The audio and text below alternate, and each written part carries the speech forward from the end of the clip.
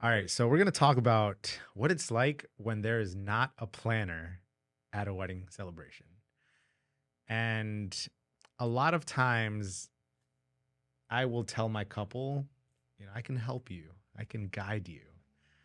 But it does put a lot of pressure on vendors, I would assume photographer and DJ, because our couples are now like, hey, sit down with us, please, and let's create this timeline. Right. Yeah. So, I'm super curious to hear because obviously I'm a planner, I'm Yeah. a coordinator. And so I don't attend weddings Yeah. without a planner coordinator. Um, so I've always, so, and I feel like I work so hard. I feel like I do so much stuff. Like I'm constantly moving and doing and figuring out and solving problems and putting out fires. And I literally can't even comprehend how a wedding moves forward without a coordinator. All right, I want to show you the extent of my planning. A lot of my timelines that I make are on my phone, and we'll have her rate my timeline.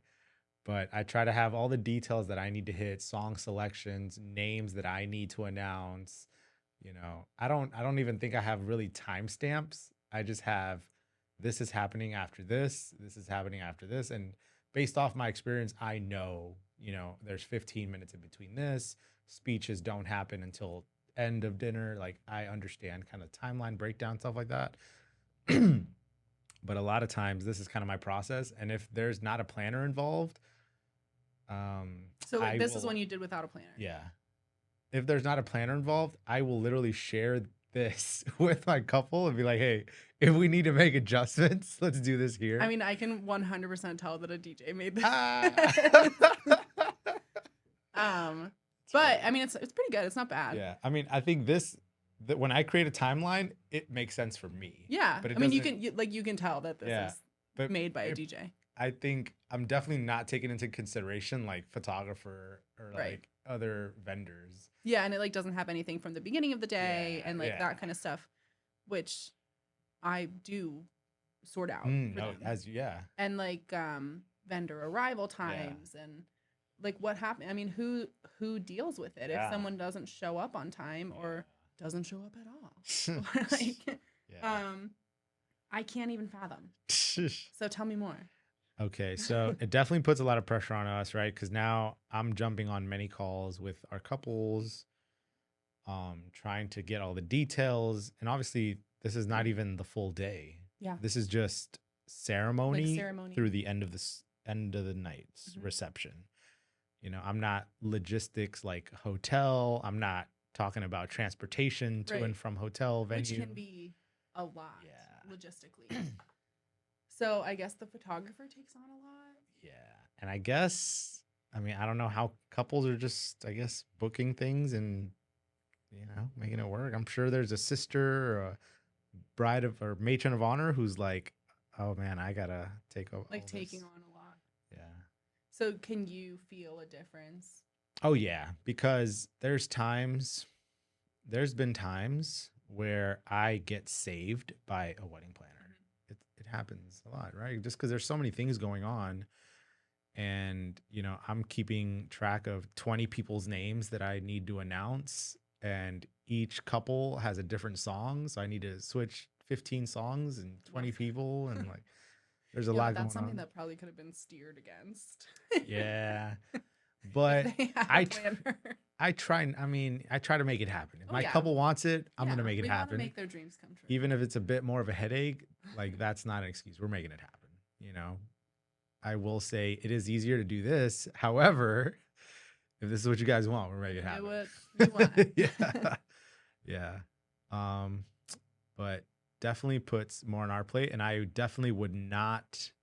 not send a less experienced DJ with a no planner wedding, because at that point I'm telling my DJ, you're running the show almost.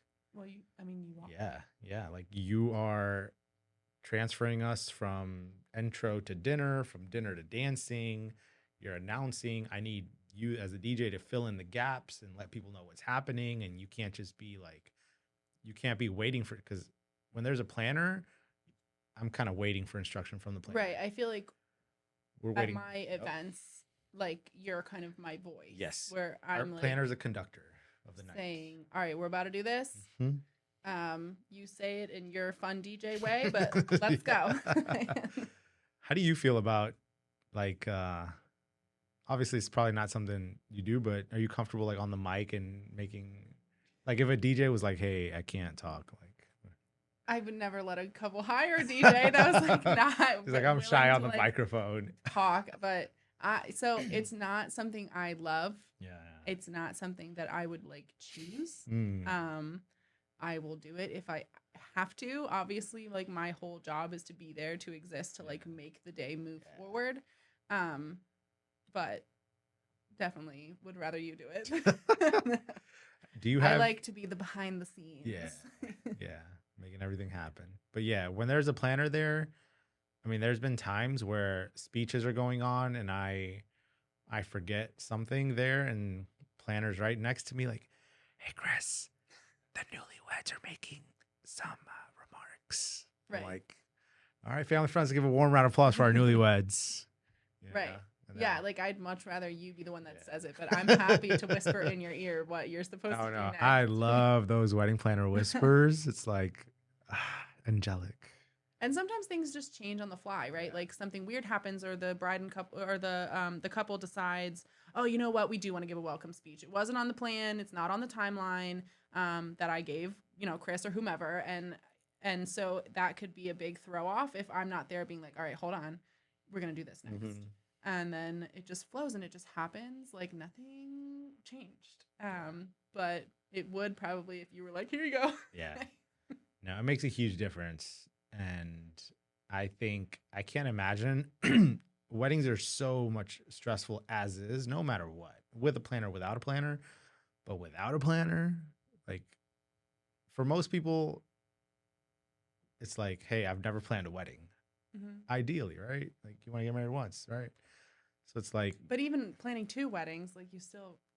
yeah, most people are not planning an event with 100 people and Regularly, yeah. regularly, and like they don't understand logistically what goes into that, and logistically what goes into moving 100 people from one place to another place, logistically feeding 100 people. Right. Like just like, so I just moving from cocktail hour to the reception, it takes a long time. Yeah. Like it takes, because people wander, people Yeah. kind of like do what they're gonna Yeah. do. And sometimes you have to be like, Yeah. go. Yeah. To make things happen. But I think some people who don't have that experience are gonna be like, "Oh, it only takes like 5 minutes, right? Like whatever. Yeah. We can end cocktail hour at 6 and do introductions at 6." And it's like, no. Or people who've not planned an event will say, "Oh, there's a buffet. It's gonna move really quickly. It's not. 100 people. It's not. It's gonna move It's quick. not. No problem. No It problem." moves slower. It takes much longer to get guests through a buffet than a plated meal. Keep that in mind. Put it in your back pocket. Yeah. So there's just so many things that you don't think of that an experienced planner has gone through it, understands the consequences of certain things, even understanding what the benefits are of doing a first look and what that saves you on the back end, and what so many things. the doors that kind of creates for you for the second part of the day. To actually attend cocktail hour. To attend and to be present. Cocktail hour food, and cocktail hour food is 100% always, without a doubt, the best food. Yes. Throughout the night is the cocktail hour. And if you miss it because you're doing all your photos, then you missed it. Yes. I will chase you around though. Yeah. With stuff. But then you have to just like shove it in your mouth and then go take more pictures. But And that puts more pressure on your photographer too. You have 40 minutes, if that, to get family photos, to get couple portraits, and many other things that I don't even know about. yeah, there's a lot of timeline things that you definitely wouldn't think about unless you are like in the industry. And if you're saying, "Hey Chris, help me create a timeline," there's so much that I don't even know because I know my work. Right. I know how to create entertainment. I know how to make announcements, but I don't know the logistical details of having 2 buffets, or having a team to bring out plated dinners, or having salads pre-served. Like, I don't know. So Preset your salads. yeah. Preset them. I know that that's a good thing. I don't Yes. know why. I Reset don't your know. salads. I mean, I'm pretty sure that saves you 20 minutes. I don't know. It does. It Yeah. does. Yeah, because it does. It's Reset your salads. yeah. But these are just things that it makes your day run smoother. It gives you more time to enjoy with your guests, with your family, which ultimately is the goal. So many people are traveling in from different places. And I think for most people, this is the one day in their life where they're going to have everyone who matters Yeah, in like one all of the room. people from all the places, from Yes. all the things, from work, from your family, Yes. from school, from high school, if you're still friends with them, like everybody all together. It's Yes. amazing. Weddings are amazing. And I think that's the biggest thing. And I'm not married, I'm single, but I can imagine one day I will be overwhelmed with the It is feels overwhelming. of having like my best friends that I grew up with, having my family, seeing, my then partner's family, like all the people that matter to us, all of, yeah. Yeah, and you want to be free to take that in. Yeah. And you want your people to be free. You don't want to take that be in, pulled by your right? photographer and, hey, no, you cannot talk to people. You need to go and take these photos right now. And you don't want mom to be running around. You want mom to be like interacting with Yes. your new partner's mom, or like Yes. talking to your friends from high school that she hasn't Yes. seen in a million years. Like seeing you guys all. It is such a beautiful time. I think when you explain it that way, it's a no-brainer. It is a no-brainer. It's a no-brainer. And when I have meetings with clients that are like, we're kind of on the fence, it's like a very established venue. They help, they like do some things, and my cousin really wants to help, and I'm just like, you want a third party, you want someone who is not loyal specifically to the venue, someone who's loyal specifically to you, yes, and your day and your event, who's gonna take on everything, so that you guys can enjoy this like magical day that you're never gonna get to have again. Because even if like your siblings are gonna get married or whatever, like somebody else who's close to you, that's not gonna be like your people. This is your people and your person's people meshing together for like probably the only time that this will ever happen. Yeah. And you want your sister, your maid of honor, your brother, you want everyone to just be present in that moment and let like, me or whomever take on the stuff. Yeah. Yeah. And I also want to just explain between a venue coordinator Oh my God. and a wedding planner. Like a venue coordinator is making sure that the lights turn on. The floors don't get damaged, the building doesn't burn down, and that's that their you leave focus. on time. Yes, and that you exit on time, that the vendors are out on time. That's their focus. But a planner is going to take the time to really get to know you, is going to take the time to understand what matters to you, is going to take the time to do those things so that on wedding day, that planner is making decisions for what is important to you and your partner day of the wedding. And also your venue coordinators are not setting up your decor. They're not like telling florists what your vision was. They're literally saying, here, this is the way to the ballroom, and you do what your contract's telling you to do. Whereas I'm going to be there to brainstorm. Oh, this thing we had planned, like the securing piece isn't going to secure up here. What should we do? How do we utilize this? How can we adjust to make sure that our couple is going to be super happy without having to like shoulder tap our bride every 10 seconds and being like, okay, so we have to make a change here. We have to make a change here. And can we talk about things that you do as a planner on wedding day that guests will never know you did, but made a difference, right? Like I know a planner who once the wedding, it was raining that day. It was an outdoor wedding in a tent. And because it was raining, mud. Oh, they had to shop back like the dance floor. Mud all I had to around. do that before. But this planner went to Home Depot day of the wedding, bought like carpets, tiles. Oh yeah. Like tiles to create a path into the tent so that guests are not muddy. Things like that. Imagine putting that on one of your guests who is enjoying the wedding, and now they have to leave for an hour. Well, and who would even know to like think of something like that? Yeah. Like without a planner, you're just like, I guess my guests are gonna step in mud. Yeah. Yeah. But those backyard weddings, you need. honestly, all weddings, I think you need one. I know that that's biased coming from a planner coordinator. Like, obviously, I want you to hire me, but like, you have to have someone. No, But but yeah, I a think an unestablished venue, backyard weddings, beautiful properties, they can be amazing. You're not going to save money. One, if people think you are, you're not. You're going to spend more money because, you know, your house isn't set up for 200 people to go to the bathroom. yeah. There's just so many things. It's not set up for a catering team. It's not, so you have to start from the ground up, and it is more expensive.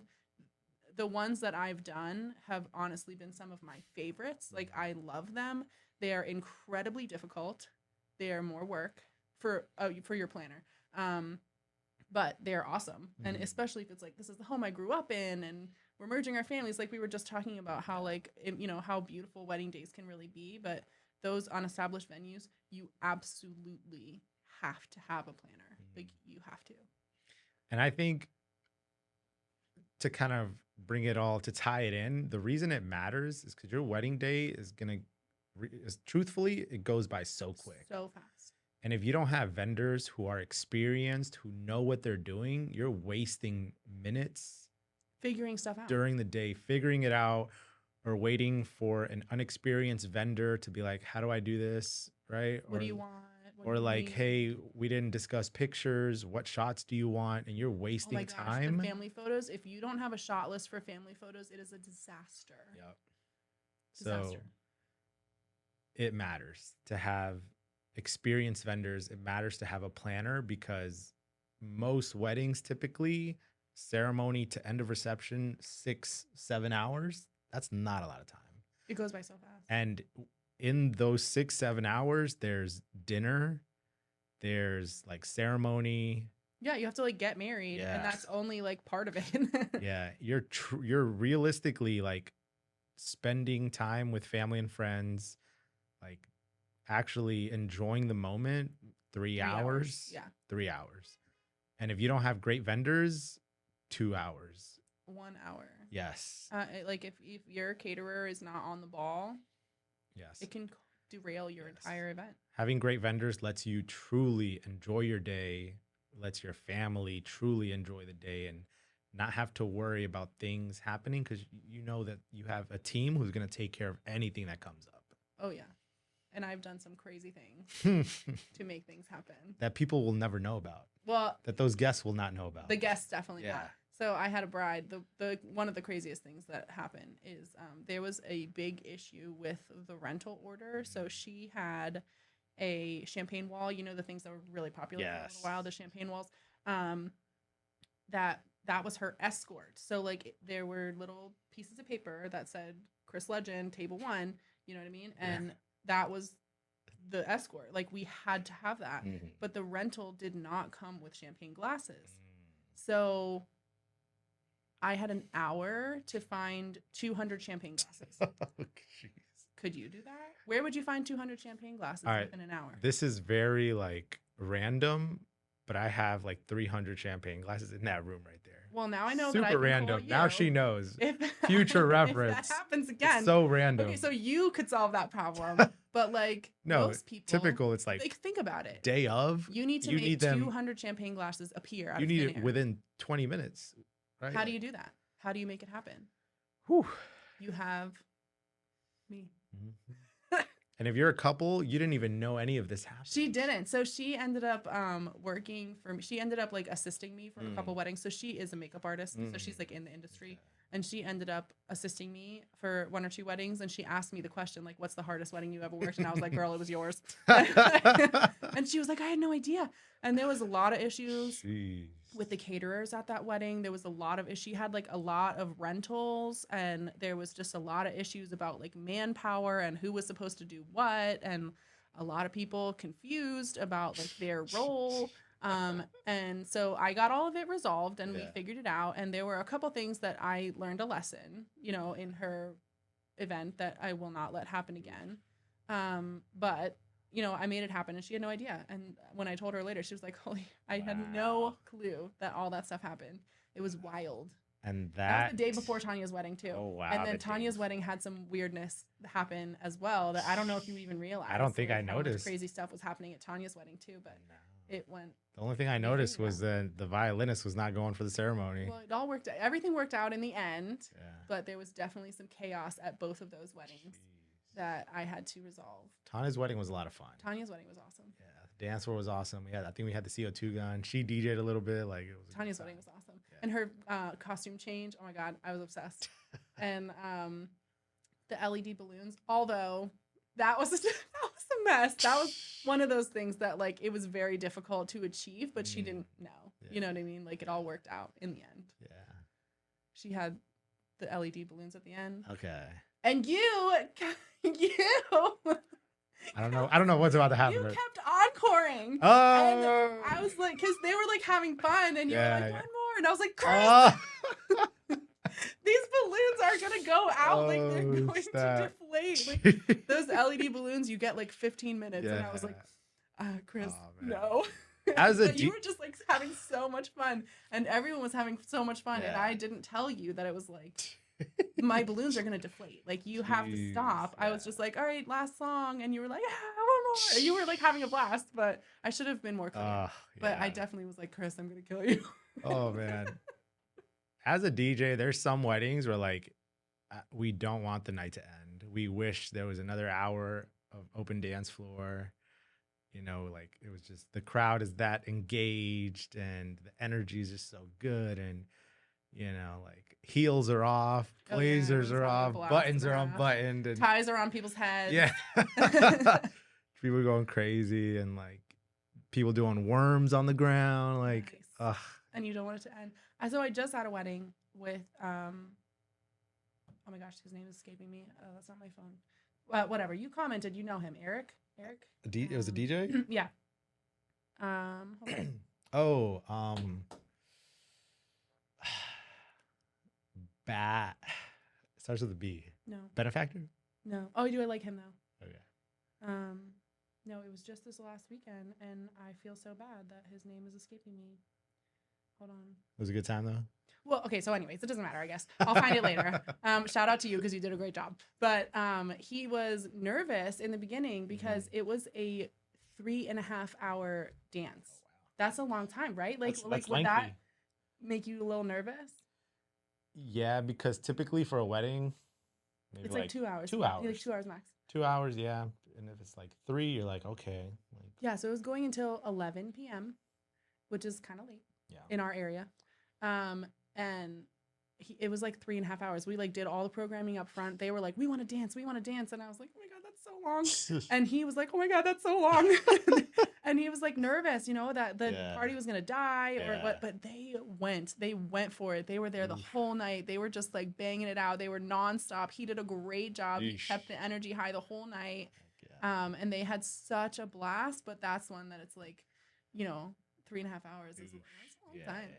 Yeah. Jeez. Damn. How do you feel about last dances, like private last dances? It's hard to get people out of the room for those. Yeah. I think so, yeah. I did a wedding recently where we were supposed to do a private last dance. It took people so long. Oh my gosh. And the bride was Did they have a planner? Yes. So for me, private last dances, I have only ever been called a bitch when there's a private last dance. So I have had guests be like, your planner's a bitch, like I don't like her. Because the guests are like, we want the couple is like, we want no one in the room, we want a private last dance. But like the venue, they're like, we're done at 10 o'clock, right? Like they're like, you have to be done, the music has to be off, like we're done at 10 o'clock. So that means you have to back up the timeline to like almost 9:45 to stop the party, right? To like play the last song at 9:45 because that can go like, what, I don't know, like 3 minutes. And then you have to kick everyone out. And you can't start the private song until everyone's kicked out and everyone's drunk and they have like, you know, their other thing. I'm their cousin, I can stay. And like, no, you can't. Or the drunk mom that's like, it's fine. They want me here. And I was like, no, my instruction was very explicit. And absolutely no one should be in the room. And so it gets to the point where I have to be like, get out. And I like usually I try to be like funny in the beginning. You know, I'm like, if you didn't just get married today, you have to leave. Like Mm, everyone leave. And I asked yeah, the yeah. DJ to tell everyone to go. It works best if it's like we're gonna line up for the sparklers or we're gonna Mm, line up for the yeah, send yeah. off, and then we do that during the dance. Mhm. That is like the time that it works the best. But I do usually have to get mean to like Yeah. get people to leave. Yeah. And I mean, yeah, low key, like sometimes as a vendor, there's certain times where like that's part of the job, because we need to get it done, Yeah, you because the know? venue's gonna be like, Yeah. it's over, we're cut, it's Yeah. done, you can't play the song, and Yeah. it's like they want Yeah. this. Yeah. Yeah. Mm. Yeah. I'm just thinking of a time where like a venue kind of made me upset at something like that. And then I said, hey, the reason this is happening right now is because of the venue. And then they got pissed off at me. And I got like an email about it and like, Mm. a little thing about it. But I was like, I mean, they're not even gonna remember. Like they're all I drunk know. at I this have, point. well, yeah. I Yeah. think there's a lot of venues out there that actually have like Yeah. blacklists that are like, we're never letting this person come back here ever again. And a lot of times it's justified, you know? Like I've had some crazy experiences.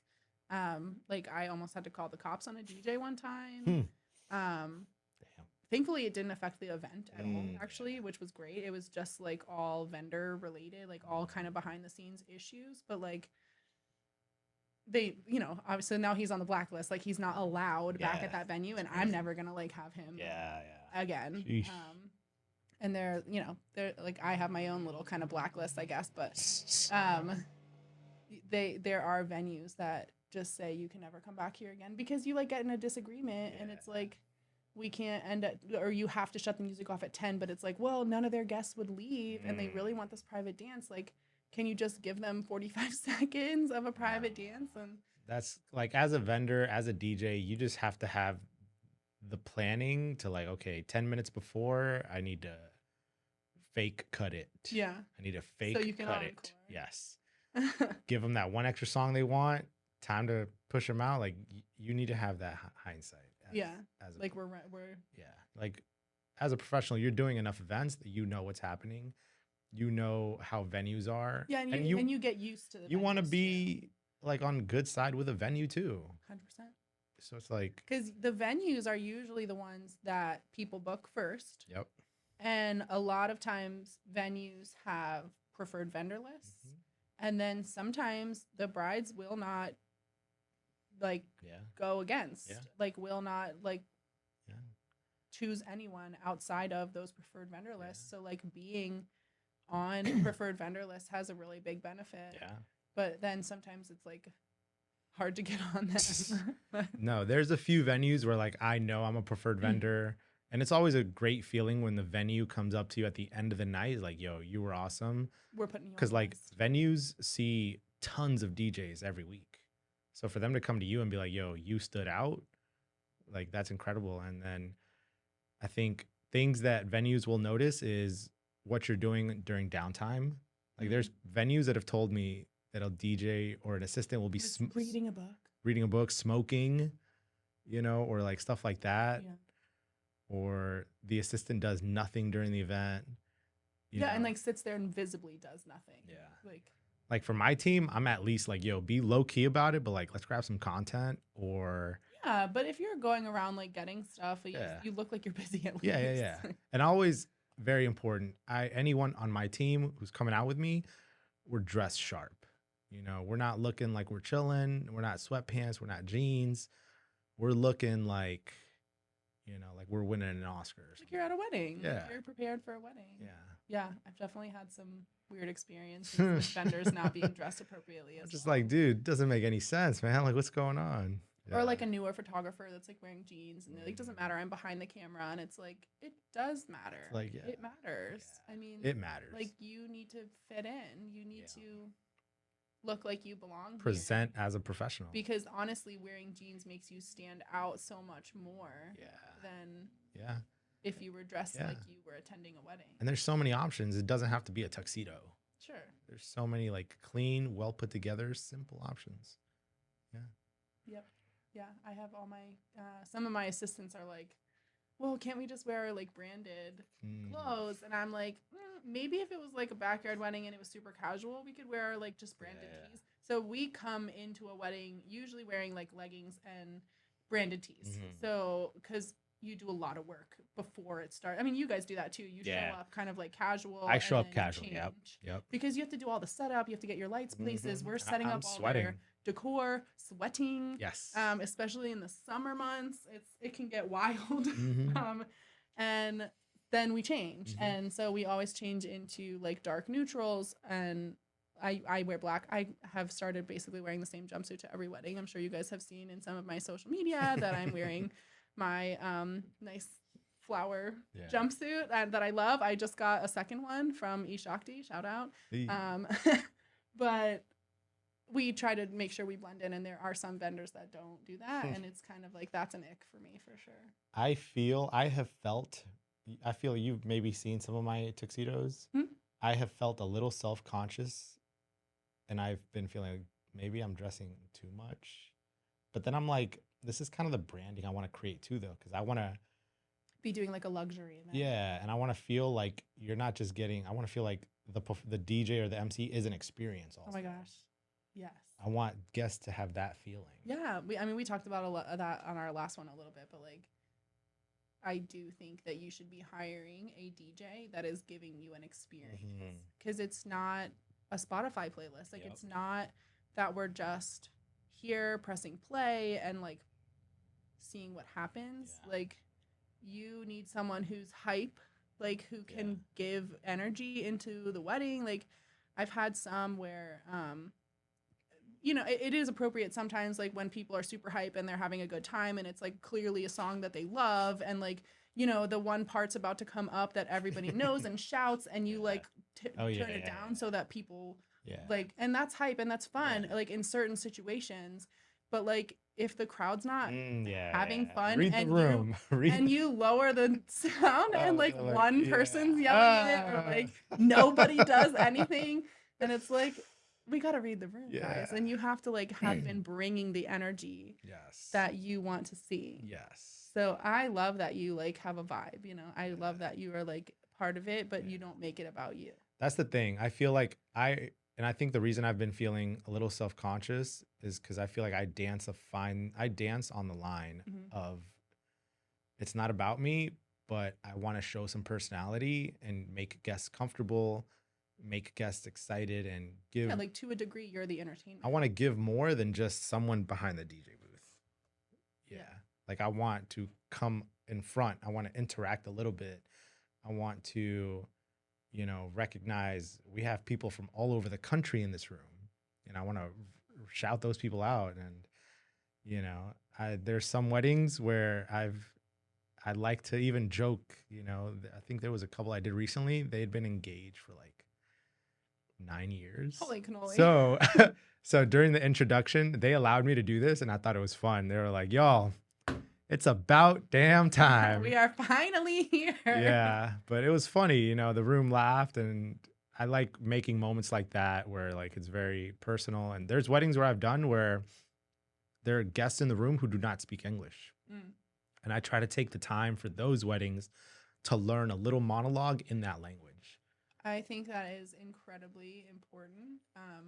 I think as a client, as a couple, as a like that is planning a wedding, if you are, you know, from a family that basically everyone speaks another language, trying to incorporate people who do speak that language as part of your vendor team is going to be really important. For me specifically, if I know that it's like a heavy, you know, Spanish speaking or whatever, any like if there's like ASL or whatever, I sort of interact with, I try to make sure that either my assistant speaks that language, or I'm recommending DJs who I know are bilingual or whatever, so that there is someone who can make sure that the guests like know what's going on and feel included. So if you have a lot of people in your party that don't speak English, you want to make sure that you're putting forth the effort to, like, as you're interviewing people, how do you deal with language barriers? How do you deal with, you know, making sure everyone feels included? And something like what Chris just said is going to be like hyper important to just make everyone feel comfortable and like they're supposed to be there. Yeah. Because I just want, like, I want to let people know that, like, this is not just another wedding. You know, like, I always tell myself on day of a wedding, this is the most important wedding of my life because this is the one happening today. It's the one right in front of me. So, like, all my experience, all my everything is going into today, you know? And I feel like there's DJs where it can become repetitive. Mhm. And it's like, oh, okay, another thing, you know, same playlist of songs, introductions the same way. Doing the wobble. And like that can get boring. And I think guests can feel that sometimes. It's like, oh, it just feels like another wedding, you know. And I wanna customize everything in every way I can. It's an attire and how I speak and the little facts that I know about guests who are attending the wedding, you know, and just try to make it really personable because a wedding is very personal. Yeah, and it's more fun for you as a vendor. It's more fun for all of us as vendors to like be invested in that event and also to be working with people that we enjoy. That's another good point. Like I do not love going into a wedding and I have not built a relationship like you don't know any of the with my vendors. couple. Yes. Oh, with the couple too, yeah. With couple for sure. and vendors sometimes too. Like I like going into a wedding and I've been following my couple on Instagram for months. I've tagging them and stuff. Like I've seen them travel. You know, they'll send me a clip of something like, yo, this song is crazy. Or like, like look at this dance. Yeah, like we're just interacting online and now I feel like we're friends. And when we get to the wedding day, like I'm hyped for them. I don't feel awkward hugging them. Like it's good vibes. It feels like we're friends. And I feel like those are the best nights. Yeah, when the vendors are invested in the couple specifically. I think that's really important. And it doesn't just feel like a financial transaction. Like that's the worst for me.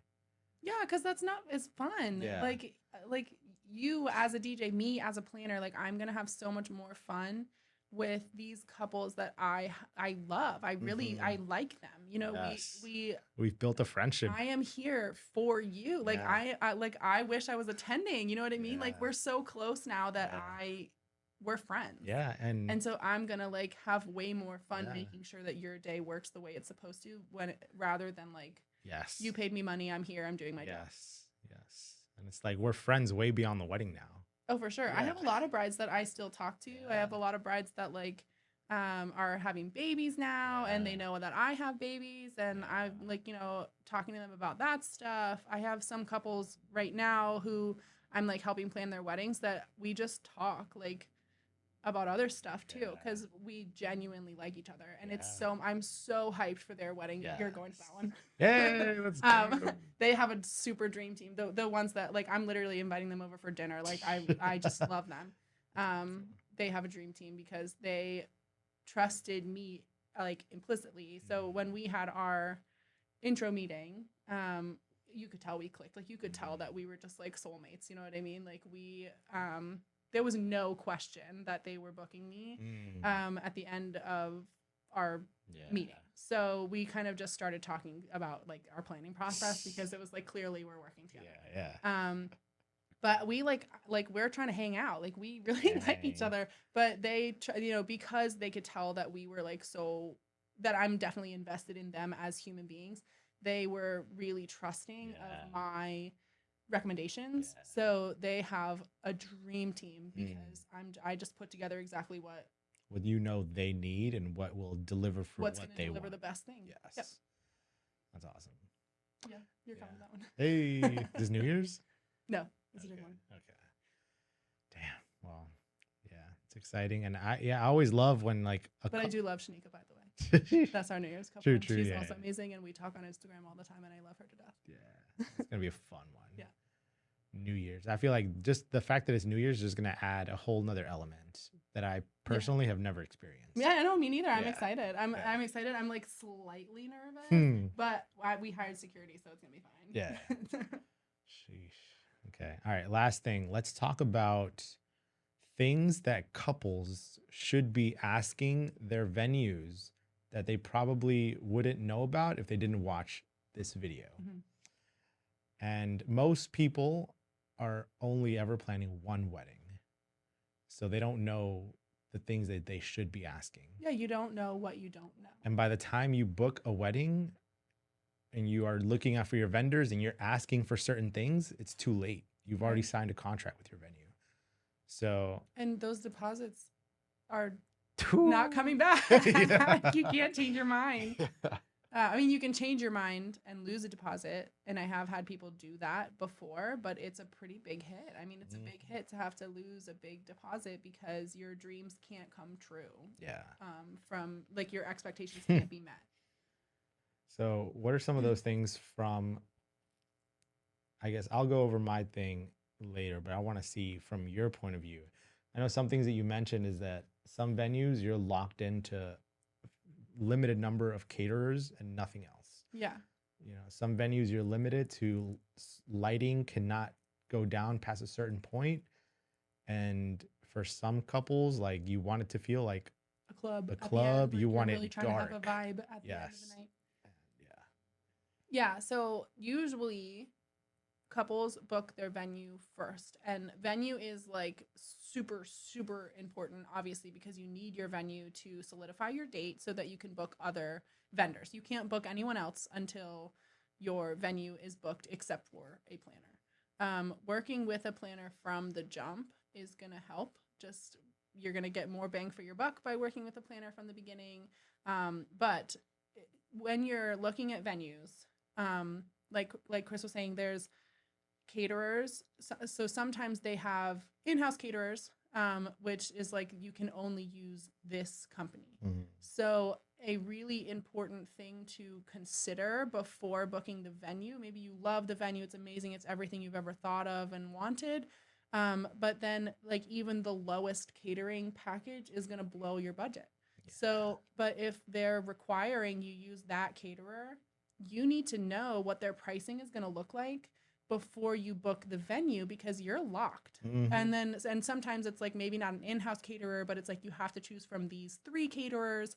And it's the same thing. You need to investigate that catering company before you book the venue because you could be totally screwing over your budget if those 3 catering companies are like wildly over your expectations. Yeah. So that's definitely a big thing. And then just like making sure you're really thoroughly reading your contract for the venue because sometimes there are rules that you wouldn't have expected and don't fit your vision for the day. So some places have very strict alcohol rules. So you can't bring outside alcohol or you can't have any alcohol served before certain time frames. You can't drink alcohol in certain rooms. That's the craziest thing. Like I've had guests where I know that they're sneaking in alcohol to their own wedding. Yeah. That's the craziest Because they thing. didn't read the contract and they Yes. didn't realize Yes. that you're not allowed to have red wine. Yes. You know, there are some places that completely have banned red wine. It's very, very common and frequent that you can't have live candles, like real candles with real fire, unless you have a hurricane, like a glass surrounding it. And if you're renting from a florist, those are incredibly expensive, like way more than you thought they would be. If you're buying them, it's kind of a logistical thing. Like you have to make sure that, I mean, I will do that setup and breakdown for you, but it's a lot. I mean, and that's usually the cheapest way to do it is to buy it yourself. But then how do you get rid of it at the end of the night? And is that really the vision that you want? Or do you need to make sure that you're getting candles that are battery operated? But then is that the vision that you want? So thinking a little bit about that stuff before booking with someone, especially if they have very specific alcohol and fire related rules. And timing and noise ordinances. Timing is crazy because there's some venues that will tell vendors an hour and a half is all you get. And that's in some situations insane. Yeah. Yeah. Like for setup. Yeah. Yeah. So your vendors need time to achieve the goal of your vision. So sometimes, it's like you literally can get here an hour before ceremony and you have to do everything within that time frame, which is going to cost you so much more money because like the laws of time and space literally will not permit us to like achieve your goal with like our current staffing or whatever it is. So then we have to hire on more people to achieve that goal within that time frame. To to make that happen for you. Yeah. And so thinking about that, thinking like the venues that give you the full day, love them. I mean, like you have the venue from 8 until midnight, love. So you have time to get ready, because you have to think about that. Like, where are you getting ready? Are you planning on getting ready at the venue? Because if they won't let you in until 10 o'clock and you have 16 bridesmaids, that's not happening. Like, it's not happening. And then if you're getting ready somewhere else, then that just involves a whole nother world of logistics. Transportation. Getting everyone there. Where are people leaving their stuff? Where are people leaving their cars? How are they getting back to their cars at the end of the night? So much. Yeah. And just making sure you have the time at the end of the evening that you really want, or if you're going to have to add on hours, and is it clear how much it is going to be to add on hours? Like, sometimes it's thousands of dollars to add time. So just kind of making sure you're looking through your contract. It's super clear what the expectations are and what the rules are.